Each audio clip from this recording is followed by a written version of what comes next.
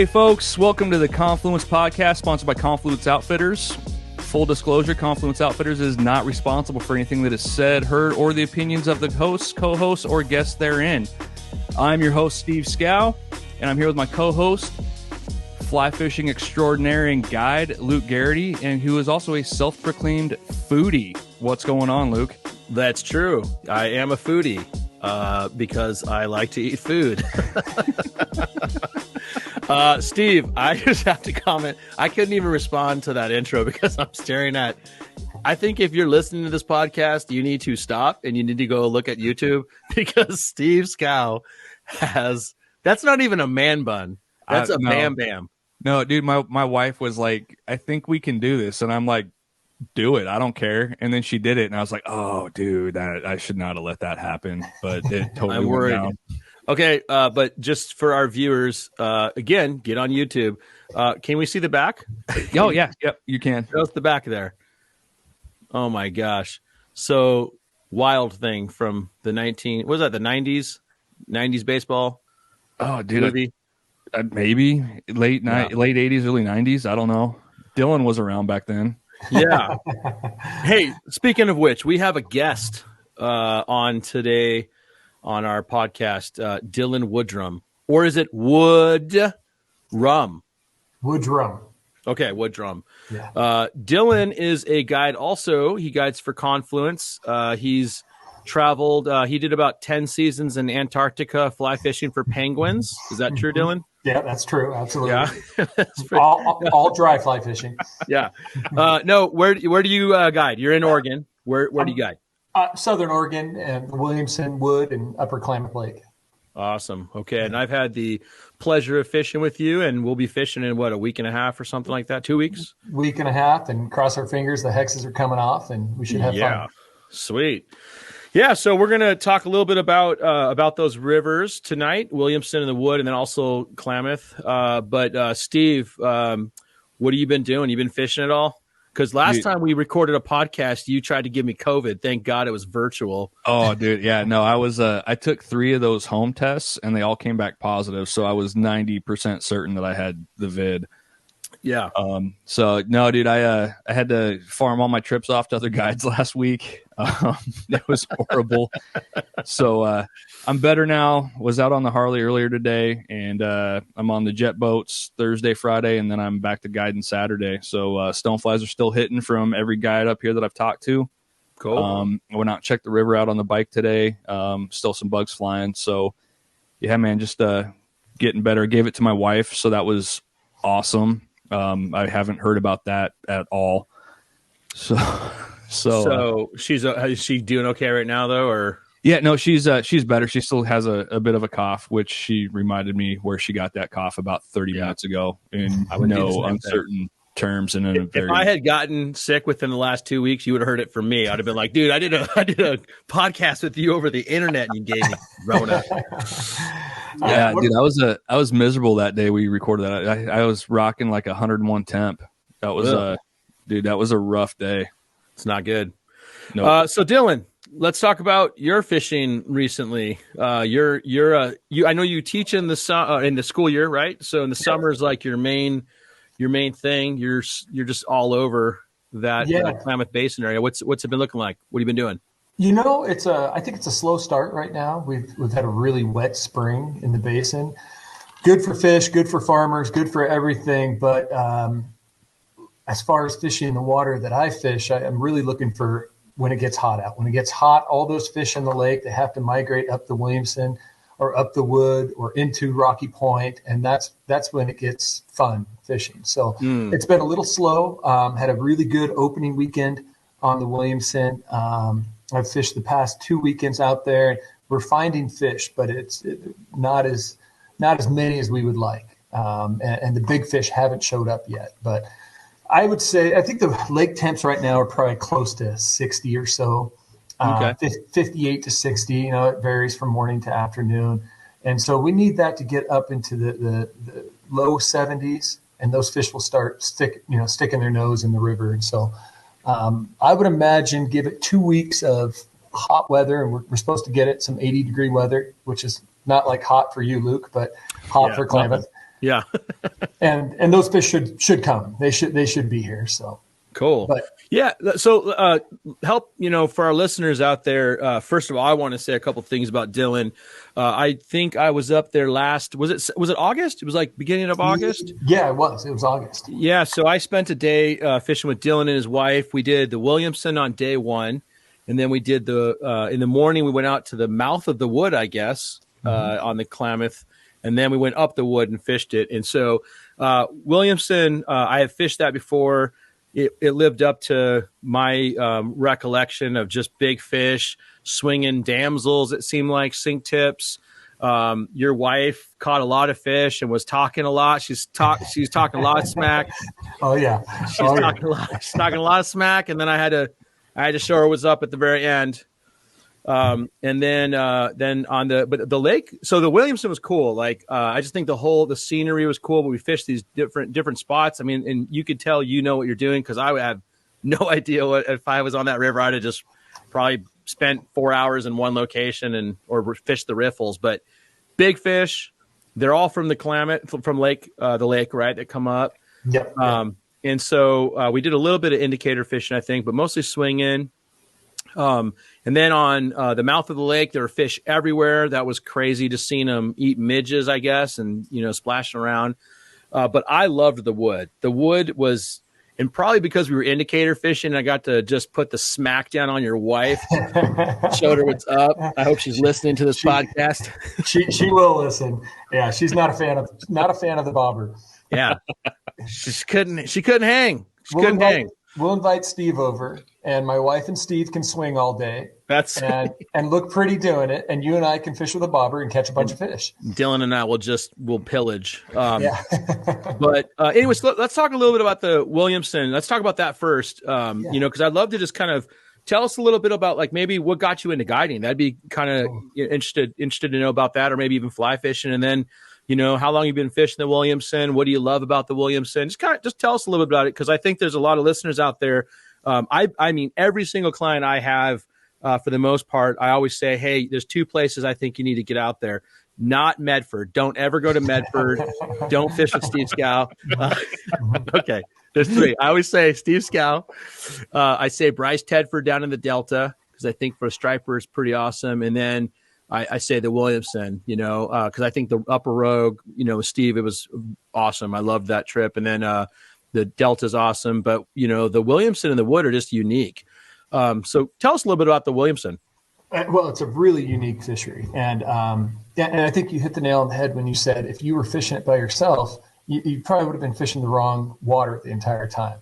And so it's a river that's totally flipped on its head. All of the water that you look out and you say, okay, there's a riffle, there's a boulder, this is where I'm going to fish. On any other river, there's going to be fish there. But on Williamson, it's the exact opposite. And I think it has to do with really what we have. We have lake fish that want to be in the lake, but are forced into the river. And so they tend to find areas of that river that resemble a lake. So it's lots of slow pools that we're swinging. Again, a lot of damsels, a lot of soft hackles, leeches. I need to up my game, I think, as far as swinging and stripping some real big minnow patterns and stuff. And I just don't do that. I never have.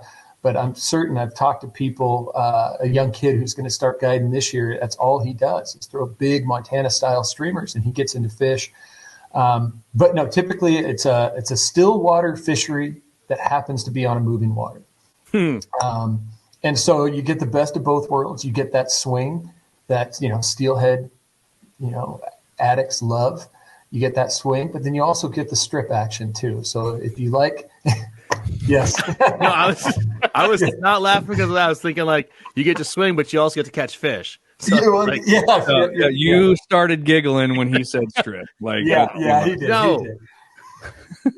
Whatever. So it is a really unique fishery.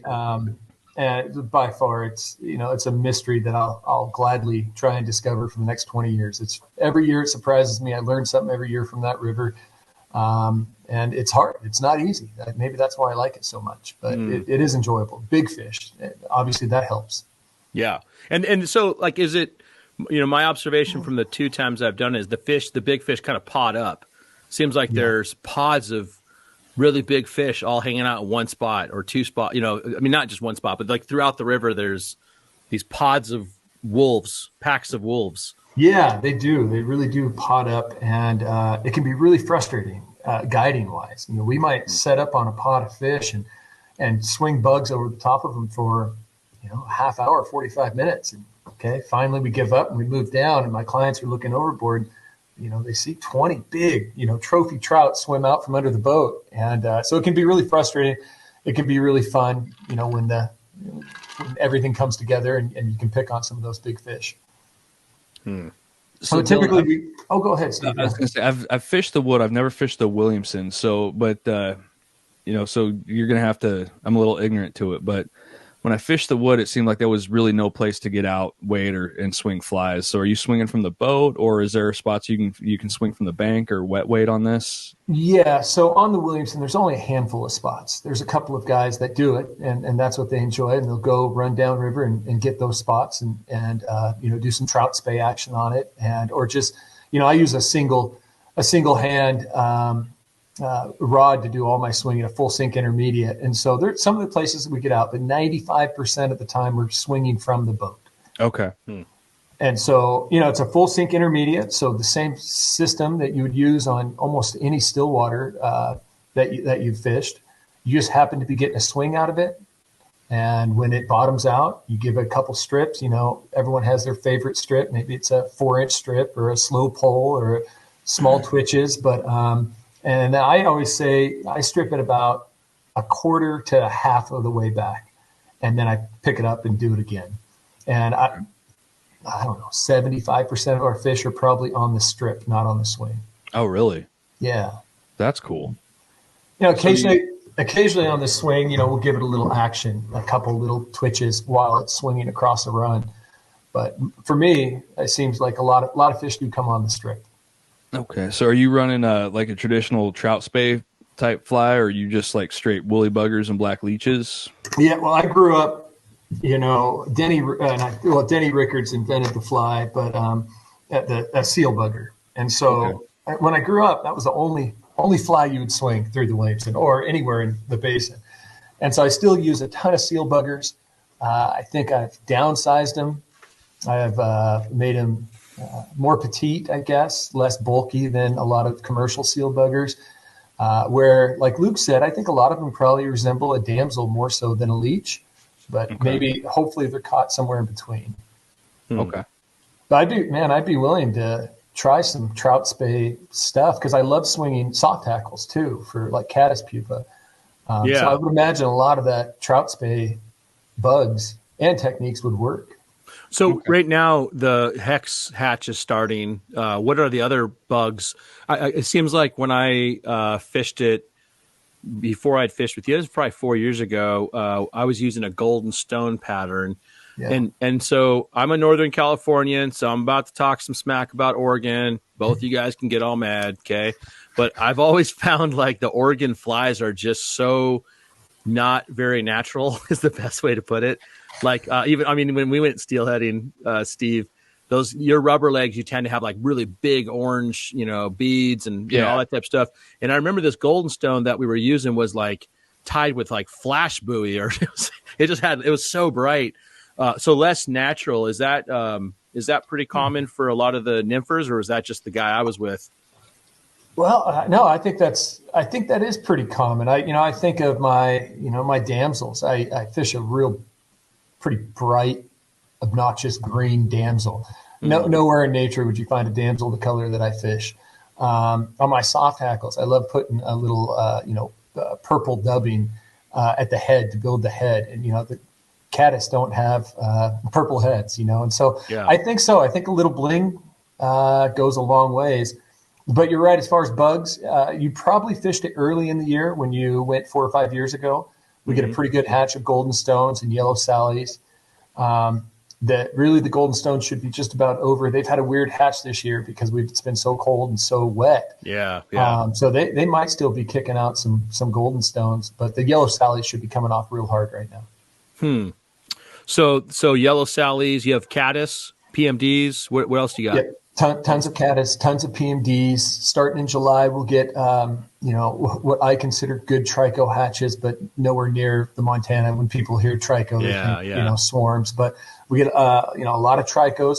And because the water is so slow moving, we get quite a few calabatas. And I think a lot of times those fish are feeding on calabatas, just like they would in the lake. Okay. Interesting. Yeah. That's cool. Yeah. Yeah, it's interesting because obviously a lot of like Euro-nymphine nymphs have a lot of hot spots, and they're not natural. And we obviously use those a lot too. But I just kind of was shocked by how many times when I fished in Oregon, it seems like we're using less natural, more, I don't know. But it's cool because the fish obviously eat them.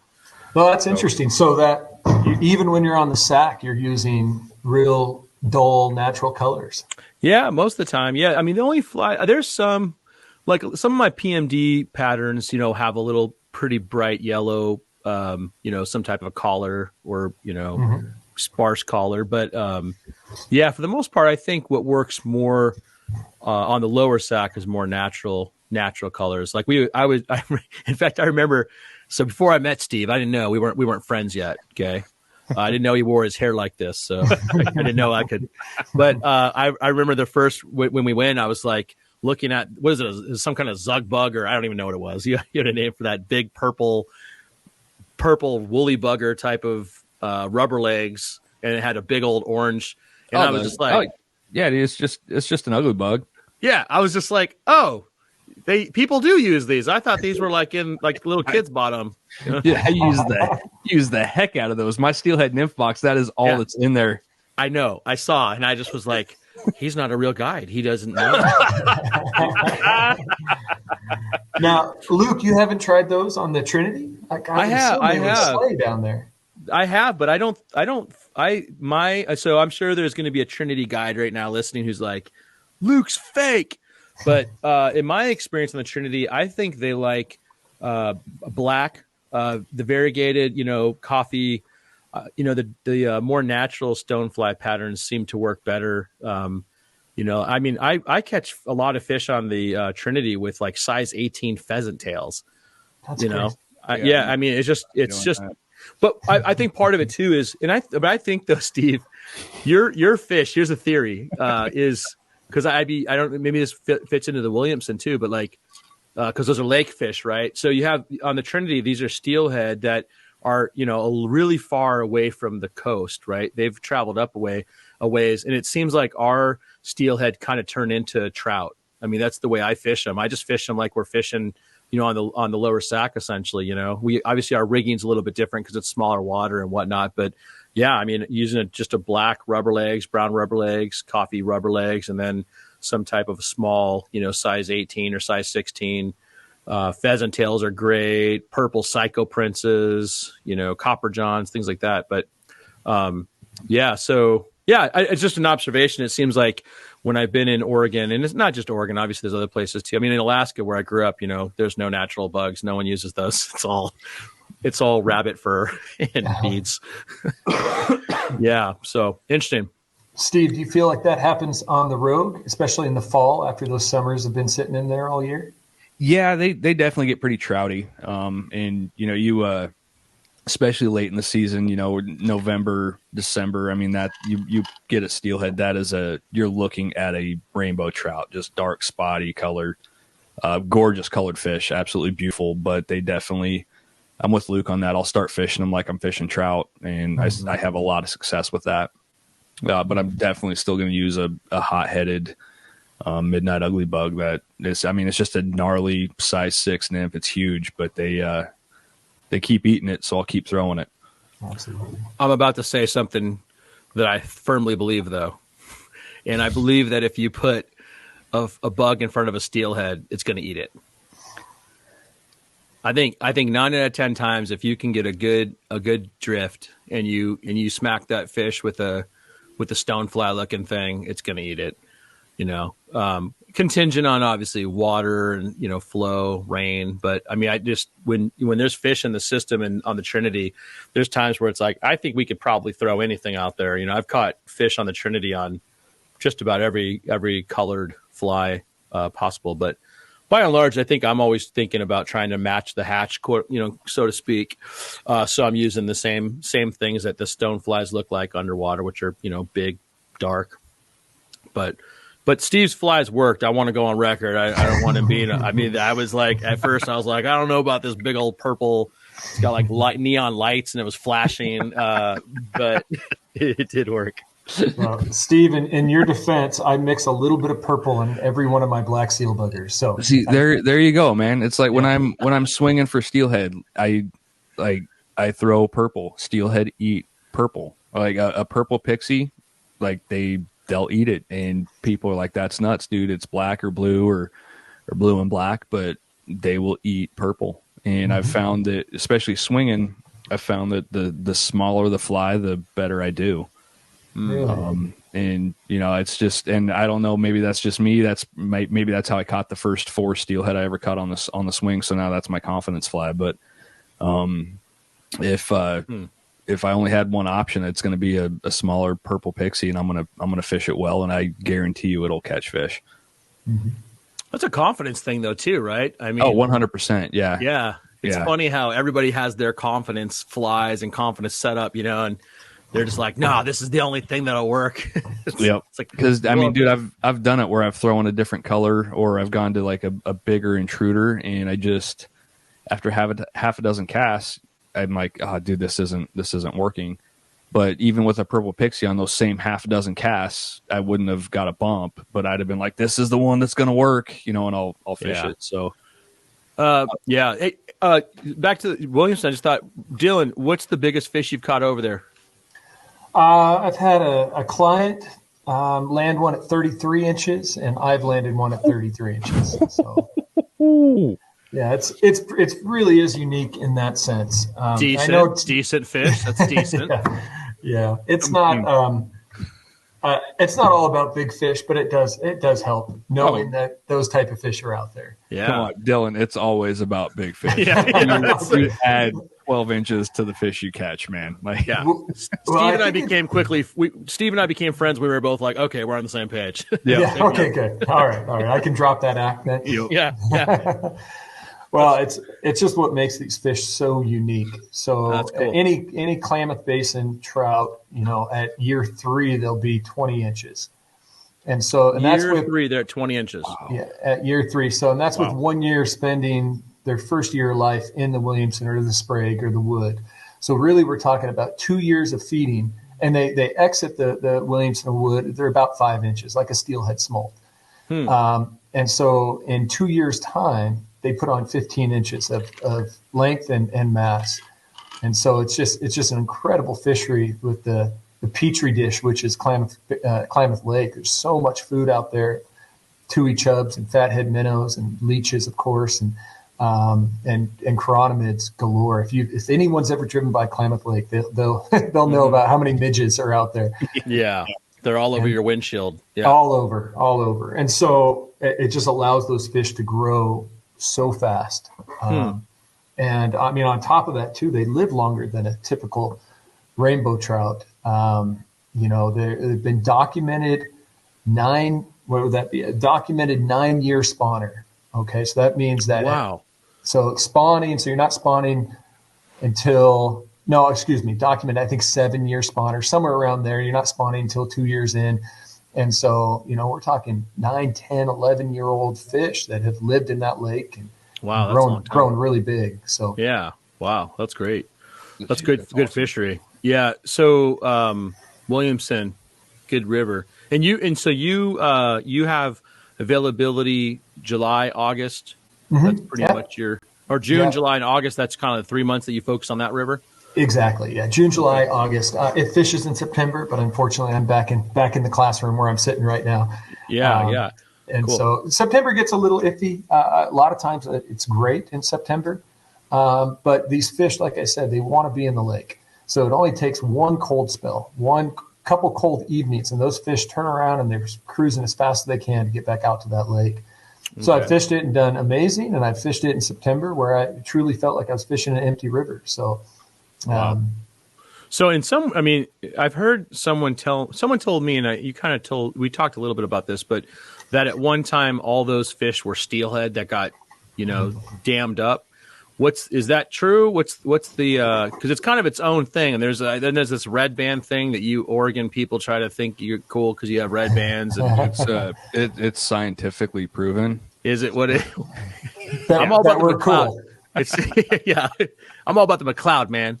Cloud strain. But so what's up with that? Is it a unique species? What's the Williamson's genetic background? Okay, well, I'm not a scientist, but I do like reading up on this as much as I can. And so I grew up with that same rumor theory that the reason they're so big is that they're steelhead. Well, I mean, the reason a steelhead is so big is not the fact that it's a steelhead. It's the fact that it fed for 2 years of its life out in the ocean. So the size of our fish has nothing to do that it may or may not have some steelhead genetics. Does that make sense? It's just simply because of what they feed on. There's been some recent studying of it they're thinking that they're not hardly related at all. There might be some intermixing because steelhead used to make it to the Upper Basin, but the genetic testing that they've done shows that they're unique, a unique red band trout, and they're have more closely related to inland red band of the Great Basin than they are to a steelhead. So I'm not sure how that worked. Through history when steelhead were running up here, that they just didn't mix that much. But that's what I understand. The latest science says that they're not that closely related. Yeah, that's what you had said. They're not what everybody kind of rumor. And how many? It's a good selling point. Yeah, I think that's why that rumor has gone on for so long. Yeah, come fish landlocked steelhead. All the steelheaders, though, are like, no salt, no steel. Yeah, right. Right. Go back to the Great Lakes. Yeah. So, all right. Steve, you got any more questions about the Williamson? Not the Williamson. I'm kind of really excited to move on to Klamath Lake. Like that's just super unique to me. And given the fact that I can be there in an hour and I've got my own jet boat, I'd really love to go out and try that. I've just unfortunately been so busy that I can't. But how are you approaching those fish when you're hitting them on the lake? So, this time of year, I would say typically on most years, this time of year, those fish are moving towards the spring fed areas because the lake is warming up. But right now, like I said, the lake's in perfect condition. They're spread out throughout that lake, feeding heavily. So the jet boat would be awesome. You could jet around to basically Eagle Ridge or any bank along the lake that might hold minnows. There's going to be a fish there, and so that's what you're going to do. You're going to chuck big minnows right at the bank and strip them out, really fast this time of year. As the summer comes, those fish are going to move to just a handful of spots where the springs cool the water enough where they can survive. And so I spend time at Rocky Point. Pelican Bay is what it would be on a map. And there's 3 or 4 different springs that feed this bay, and it keeps that water temperature. It keeps it clear and cold water. And so then you're just truly sitting on pods of fish, sometimes 30 or 40, of these lake trout in certain pods on these springs, and you're casting your leeches, your minnows. And I still throw a lot of damsels and seal buggers at those fish. Okay. So if I were you, Steve, I would go to Rocky Point. It's not that much of a mystery. It's those fish around here, they always tell you where they're at. If one fish jumps, just assume there's 10 more underneath it. Okay. And are you running typical intermediate lines or full sinkers, or Give us the exact. Yeah, I want exact. And then after that, go into your leader formula and all that.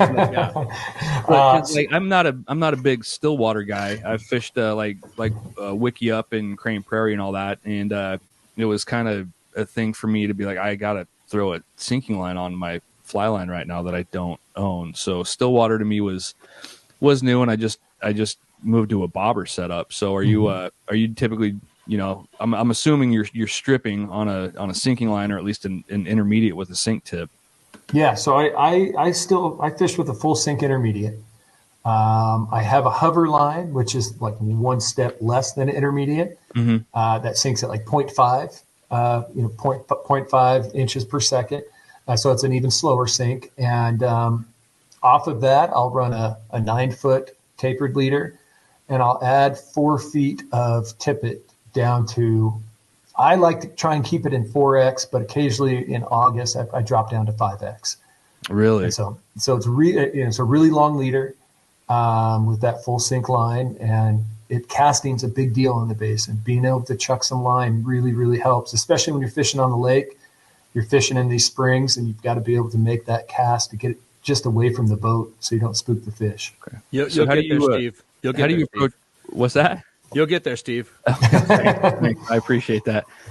So Dylan, how do you approach that with clients that are newer who, you got to fish, you have to fish the lake. That's just where the fish are at. And you've got that set up. How do you break that down for them in order to make them somewhat successful? Right. So I'll do the best that I can. If they're brand new, the lake's a tough place for them to fish. And so I'll try and convince them to fish the Wood or fish the Williamson, because essentially we're all fishing the same fish. But some people still want to fish the lake, and I'll do a lot of wind drifting, where if the wind is blowing from the south, I'll drive the boat as far south as I can in the bay. I'll kill the motor, have them make their best cast into the wind. And while it's almost kind of like a glorified troll, it's like a lot of lock fishing in England, where you're just floating with the wind. And at that point, you're just barely twitching it because the bug's already moving. And so then they can dump line to get enough line out while we're drifting across the bay. Okay. And we run a lot of bobbers too. We'll do chironomids, and we'll do balance leeches and things like that on the lake also. Okay. What's the depth like in that lake? I mean, obviously I know it changes all over, but what's the kind of the average? The average depth is 7 feet. Okay. That's what I thought. I've heard it's pretty shallow. Really, really shallow. And, which, I mean, it helps explain our fishery, really. It's a giant lake. If you've ever driven by it, it's huge. It's 30 miles long. It's the largest freshwater body in Oregon. But it's really shallow. So it warms really quickly. By July, it'll be close to 80 degrees, Wow. It gets unlivable for those fish. They have to be up. Or in the spring, there's places where there's springs though, right? Exactly. And so like Rocky Point would be one of those places on the lake where there's springs. And so, they're there. They have to be there. They can't go anywhere else. And, still not easy to catch, but at least you're fishing over fish. Okay. Cool. Steve, we should go. You have a jet boat. I have a fly rod. You do, I would hope. And yes, I do have a jet boat. Just one? Yeah. But we'll go after I get my captain's license. You have to call me Skipper all day. I will do that. Awkward. Awkward. You with that man bun. Yeah. That's going to be called Skipper. Yeah. So the lake, when we were fishing, we were at the mouth of the Wood. That's technically we're fishing the lake when we were doing that, right? We were, yeah. So we're in Agency Lake at that point. Okay. It's all one piece of water, but it used to be only connected with one canal. It was called the Straits Canal. It connected Upper Klamath Lake to Agency. They've since blown out all the dikes, and it truly is one lake, but we still call it Agency. But okay, same. And I want to say it was 2 feet deep there.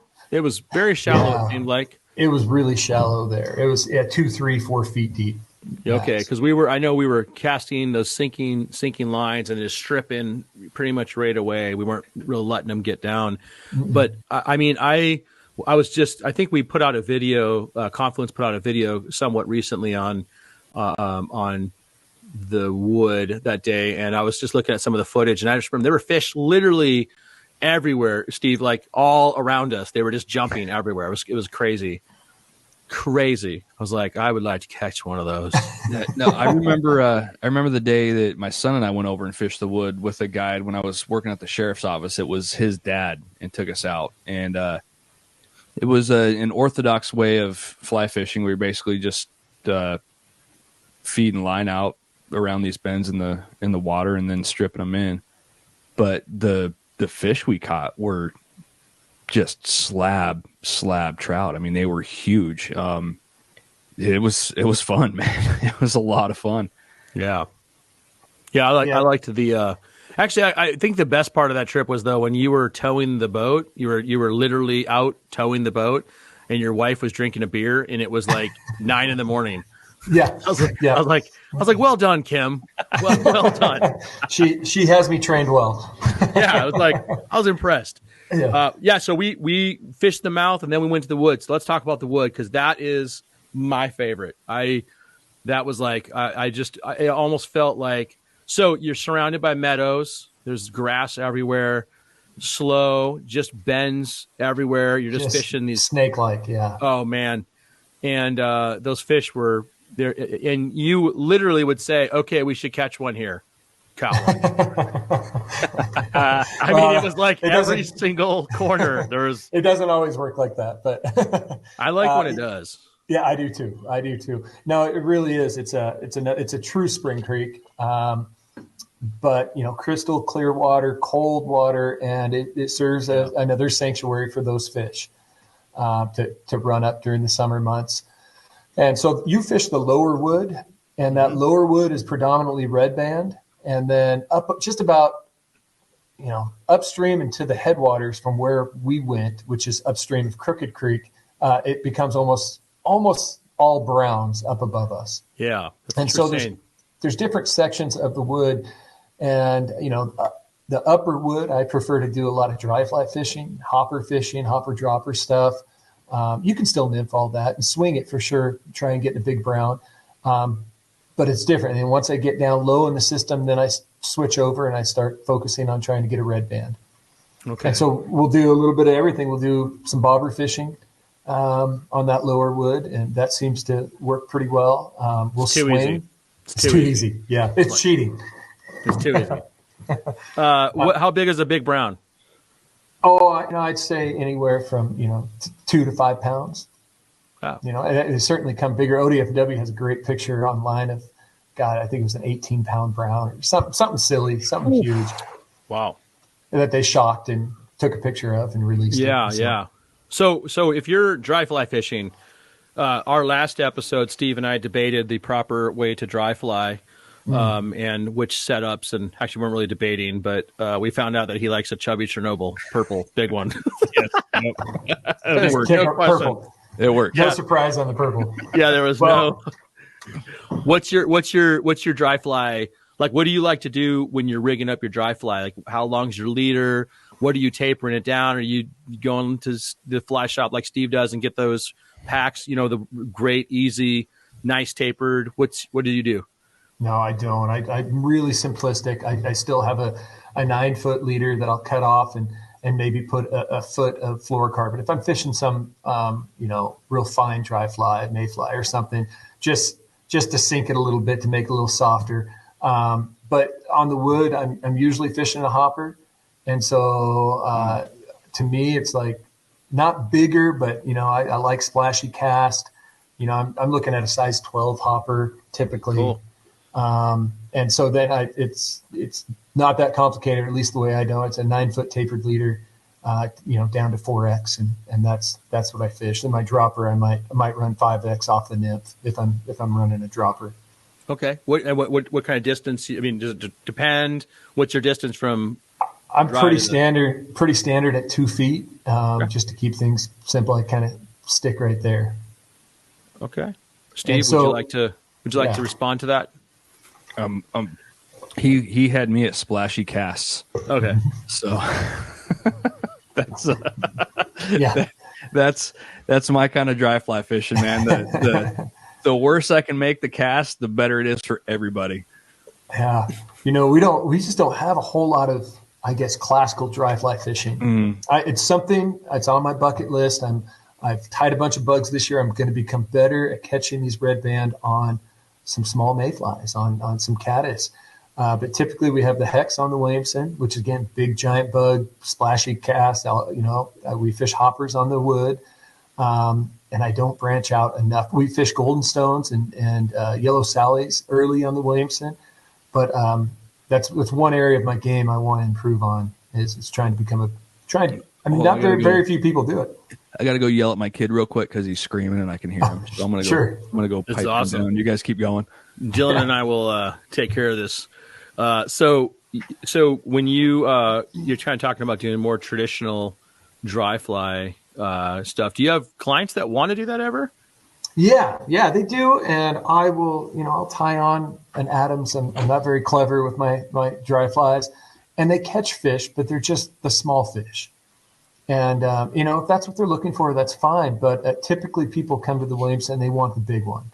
Mm-hmm. And sometimes clients will surprise me. One time a client said, "Hey, this beetle, this giant, ugly beetle, I've never seen anything like it around Klamath. It's like it catches fish everywhere." And he begged me all day, Finally, it was like the last bend of the Williamson. And he begged me, "Okay, I'll tie it on." And he chucked it in some water where no fish ever should have been.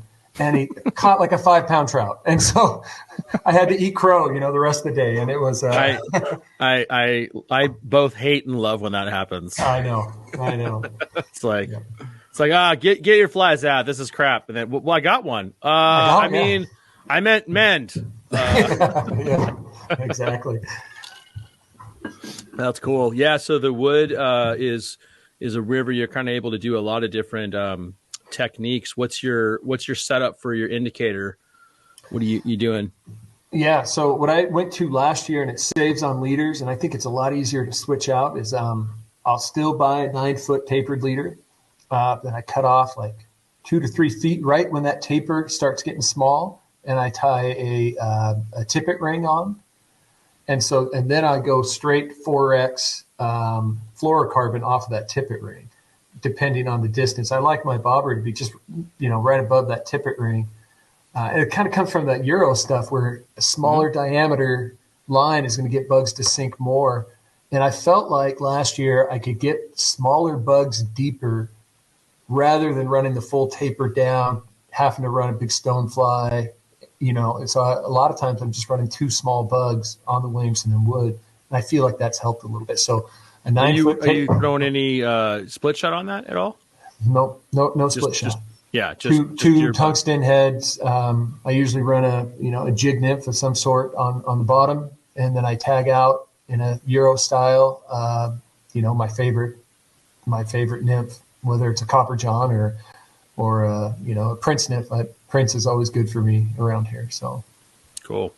Yeah. Awesome. So a lot of different techniques you can use, like we were saying, but that's kind of your go-to. Sweet, man.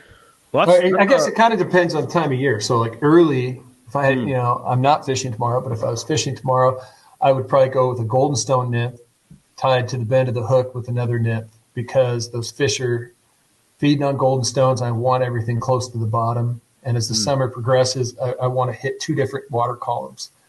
And so I'll switch things up. Probably about July, I'll switch to the 2 small nymphs. Our big bugs have kind of ran out as far as stoneflies and salmon flies and sallies. They've kind of stopped coming off. I think they key more on mayflies and caddis at that point. Gotcha. Do you have suckers in those rivers too? We do. Yeah, we have 2 endangered suckers. One's a short nose and one's a Lost River sucker. Oh, okay. And that kind of explains the fishery early too. Those suckers come up and they spawn in the Williamson, and those trout follow those suckers up. Or actually, I should say those trout spawn in the wintertime here, and they stay in the river. And I think they purposely stay for that sucker run, and they'll feed on eggs, and they feed a lot on nymphs, where those suckers are kicking up nymphs when they're spawning. And those suckers now, they've left the riffles and they're starting to head back out to the lake, and those trout kind of follow them out. So are you able to fish then? Do you have a sucker egg bite? Like we have a sucker egg bite on the sack. It's like a thing. That's funny. I was just talking to my buddy about it today, and it's great fishing then, but I never run a sucker egg. I don't know why. I just usually run my nymphs. Good. No eggs.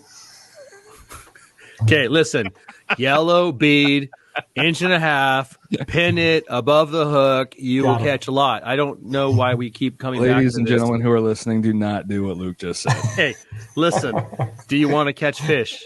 Do you want? I'm Alaskan, man. This is what we do, bro. I'm all about Dylan's program. He's never thrown a sucker beat on there. Prince nymphs, it's chironomids, buddy. I do believe Dylan. What he said was like, yeah, it's funny. I was talking to a friend. I've never caught fish in that time of the year. I've never used an egg. I feel that was like what that's not what I said. Oh, it's not? No. Well, does a bright orange hare's ear count? That's not an egg? I right? would put that into the category of As egg? maybe. No. Bright orange is a is good. fly. That is a fly. You can it's run tied that with fur, so that's fine. Yep. Okay. Yep. Steve will deny he will try to pretend he's not an egg guy, but secretly on his bench right there, he's just got tons of nail polishes and he's always painting them up, and he's got the little warm, the air blowing on him. Don't lie, bro. It's all good. Yeah, I actually this last fall is funny.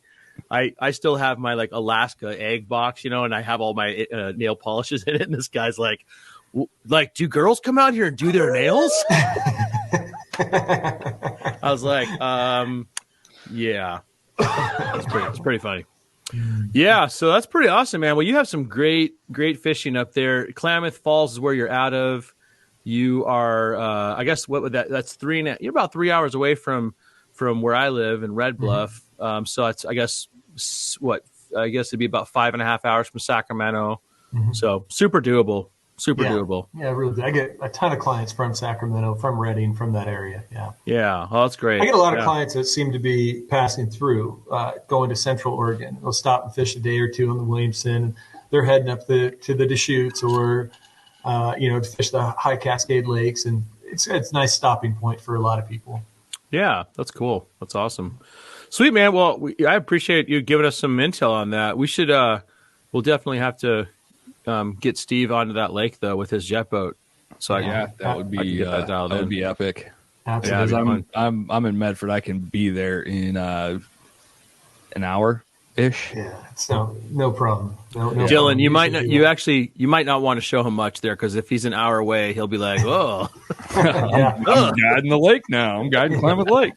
Well, my dad always makes fun of me. I love to fish for steelhead also on the Rogue. And like growing up, especially when I was young in college, I just lived on the Rogue. And he'd always like, why are you driving past the lake to catch a steelhead that's smaller than the fish you could catch on the lake? So, your dad, that's a really good question your dad had. yeah. I'm like, what's the problem? What's your answer? Got a point. There's something mysterious about a steelhead. I still love to chase them. Truer words, man, like that. Unicorns. There's something about them. There's something. Yeah. So Steve, what do you got coming up soon? You're off the Rona side. Yeah, man. So I've got my last trip on Saturday for the summer. I won't pick up guiding again until after Labor Day. I'm going to be and as controversial as it is for some folks, I'm going to be running jet boats professionally for a tour group here on the Upper Rogue. But it's Just kidding. I can't wait. I'm going to come up. I want to hire you and have you.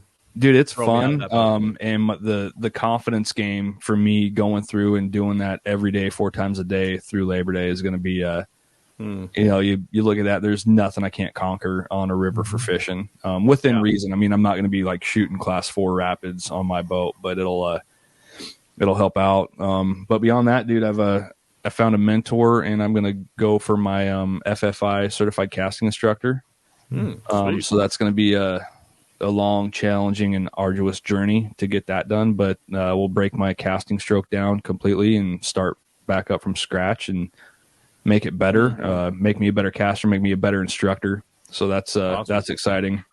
And I got that from the fact that and we talked about it last episode where I practiced my casting a lot for Belize, and I got down there and I was wanting a lot more out of my casting. So that's why I decided to go with that. And the mentor is actually a guy I fished with down in Belize for the week. So all good things. Cool. That should be fun.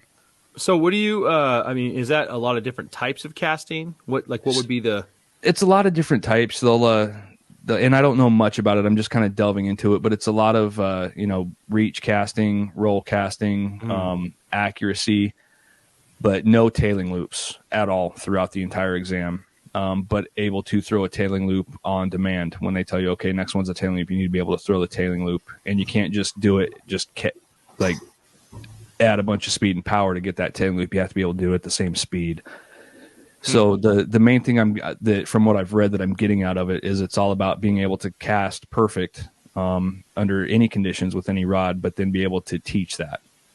And that's the challenging part, to me anyway, is finding the faults in the cast and then being able to relay that to a client in order to make them a better caster. And that's in law enforcement. I was an instructor in a few different things, and that's when I really became great at those areas, because I was an instructor. So I had to have the knowledge. So I went digging for it. Same concept with going for my casting certification or instructor certification. Is it's going to force me. I'm looking at 7 casting books right now, and that's not even all of them on the recommended list. And it's Jeez. And these, I mean, I wish they were like pop-up books with pictures, but they're not. Like they like big words, all of them, and a couple hundred pages of them. But well, that's great. Yeah, so that's what I've got going on, man. I'm be doing some fishing just for me this summer with the wife and son, and then driving jet boats. That's cool. What are the flows like right now? So right now out of the dam, they're kicking out 3,000 CFS out of the dam right now because of that late storm system that we all had. Well, a couple storm systems that we got that I'm sure Klamath Falls got, and I know North Cal got quite a bit of. So filled up our just about all the reservoirs, and in order to keep up with what's coming in, they're kicking out a bunch of water. So we're looking at 3,000 CFS until beginning mid-July. Then they'll drop down to 2,500. And by the time we're done with jet boats and Labor Day, it'll still be running above 1,500 out of the dam projected. So that's awesome, because we thought it was going to be under 1,000 out of the dam all summer. Are you able to run jet boats when it's that low, when it's that 1,000? We were able to, but it was skinny. You had your line, you stuck to the line, you didn't deviate whatsoever, and there were a few places we were still scraping bottom on plane. Wow! So it's nice to have this amount of water, because now we can go just about anywhere in the river we want. So and bigger water, it's always fun to run a jet boat in bigger water.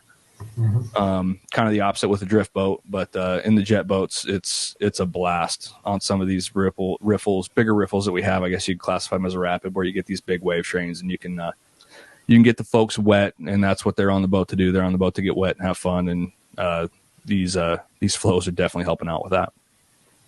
What run are you gonna do from where to where? So we pick our guests up out of Tuville State Park, and then we run them up to Rattlesnake. And then we run them back down all the way to the old Gold Ray Dam site. And then there's a 45-minute, we call it a layover there, where they're dropped off at a park that the company owns, and they can hang out and go fishing in the Bass Lake and get beer, get burgers and dogs and stuff. And then we talk a lot about the history of the Rogue Indian War, the World War II training, the geography and geology of the area.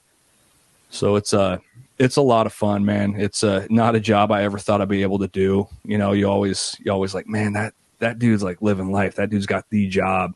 Because I know that professional jet boat pilot was not one of the options at the career day I had in high school. So to be able to just kind of fall into it the way I did, I'm fortunate, and I'm loving it. That's awesome, man. Awesome. Yeah, I hope I can get up there this summer. You got to come down and fish the Sac, though. We need to do it. I know, dude. The only time I did it was with a couple other guys before we knew each other. In fact, we met on that trip when you were like, "Hey, dude, we're going to make this, Steve Scow video," and I had no idea what to do. And you're like, "Just look at the camera and talk." And I'm like, "How do I do that?" I was like, "Just talk about fly fishing," and you're like, "Oh, so." I have a spin reel and yeah, but you should come down, man. I need to get down there. Zach's been fishing great. Yeah, I need to get down there and fish because that's just a fish factory, dude. You guys are always catching big trout, and then I come up here and my guests are like, "Do you even know what you're doing?" And I'm like, "I swear to God, I know how to fish." You're like, "No, there's trout in here."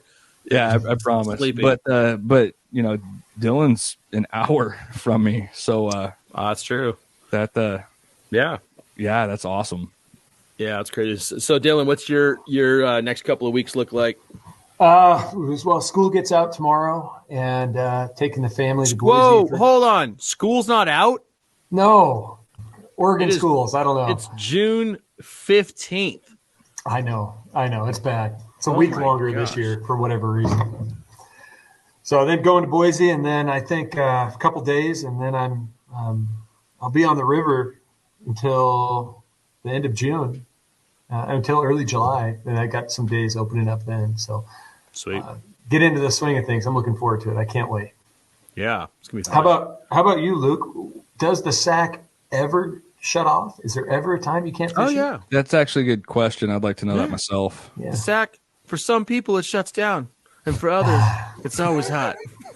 How about like water temperatures? Just though? kidding. No, hey, you know what I got to do the other day is I did a fly fishing presentation at a fly club on the Lower Sacramento for the Granite Bay Casters Fly Club, which is pretty cool. It's the first time I've ever done that. Yeah. But yeah, so it's one of the things that a lot of people want to know about. No, so the Sac where we consider the Lower Sacramento River, which we'll have to do a whole episode on this sometime, Steve, and you can just sit there and Cry. and drool. But it's because so Keswick, there's actually a device that only allows water to come out that's cold. It's able to control the temperature in a sense due to depth. So it'll be 110 degrees, and the water will still be 56 degrees. It's crazy. That's nuts. It is. Today I was on today. I was on Monday. I was on the Upper Sac yesterday, and then back on the Lower Sac today with the same clients all 3 days. And today we were just like, man, this river is it's just incredible. We just destroyed them today. I mean, I think we probably caught 30 fish. And I'm going to say 5 to 8 of them were all over 18, definitely a couple 20 inchers. We were fishing a section of the river that generally, the joke is always, is like, oh, it's kind of smaller fish, the lower down you go and the big fish are up top. But today it was just stupid. Yeah. What kind of bug activity you have going on? So we were catching, so we didn't see a whole lot of bug activity today. It's kind of weird. We saw a little bit of caddis. There were a couple PMDs here and there. I think I saw one pretty big yellow stonefly. But we were catching fish on rubber legs, a lot of rubber legs, no purple, no hot pink head, just a black rubber legs. And then caddis patterns. There's this caddis pattern I've been loving lately. It's called a peeping caddis, and it's got a caddis shuck with a little green little tag tail out. That's little worm. That worked real well. Amberwing Prince Nymph is like that's my go-to on that lower section of the river, and then a variety of small PMDs and paradagons and things like that. But yeah, so I mean our river we're running 3 flies at all times because it's a lot of it's big water, so we have long leader systems and stuff too. But yeah, but there's a summer doldrum thing for sure. I mean when it gets really hot, there's days where like I would kind of say that the Lower Sac, I think an average day, you're going to hook 12 to 20 fish. That's an average day. Average day. Yeah, I think that's an average day. And there's slow days. There's slow days though, where it's you had to work hard for 6. And then there's those banner days like today where it was just like everywhere there should be fish, they were eating. So.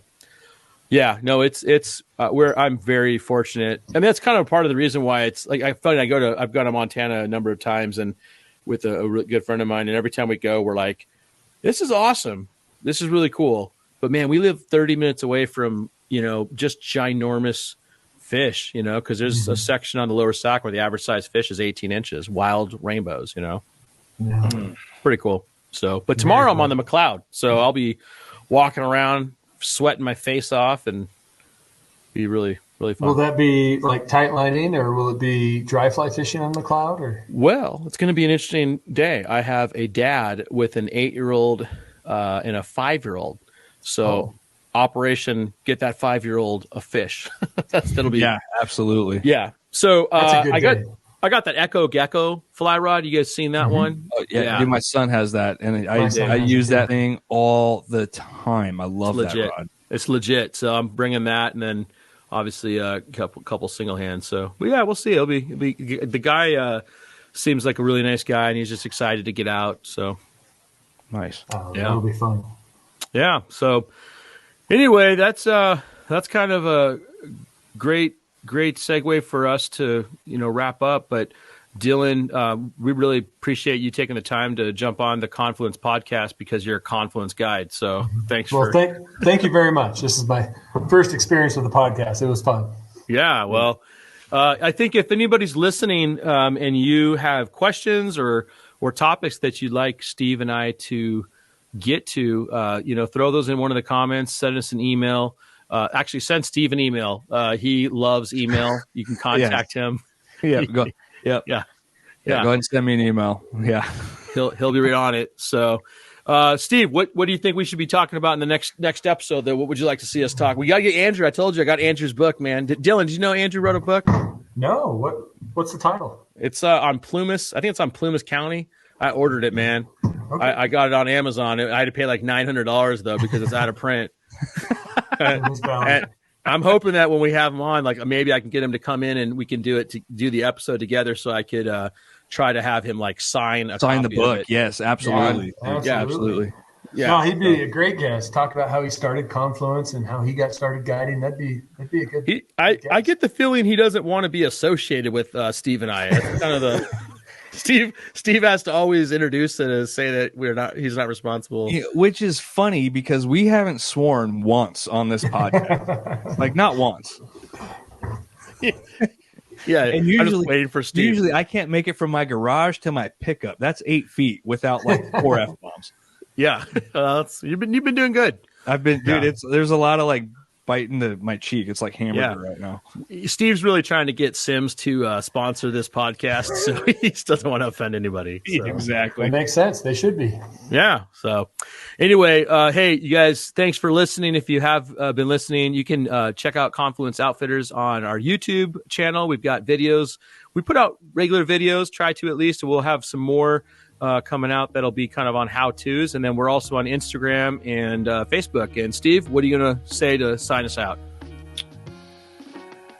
Thanks. That's it. That's all. No, that's your. No, you don't have like a saying. No, I don't have any cool sayings because they usually all involve cuss words. But thanks everybody for checking out the podcast. We really appreciate you listening, downloading, taking the time out of your day. We know you can pick any other podcast. We're just trying to put out some stuff out there that people will enjoy and hopefully learn from. Dylan, thank you so much, man. Thank you. It's been awesome meeting you. It's the knowledge you have of that fishery over there is amazing, man. I learned quite a bit just listening to you talk. So I appreciate it. And yeah, that's all I got. Really.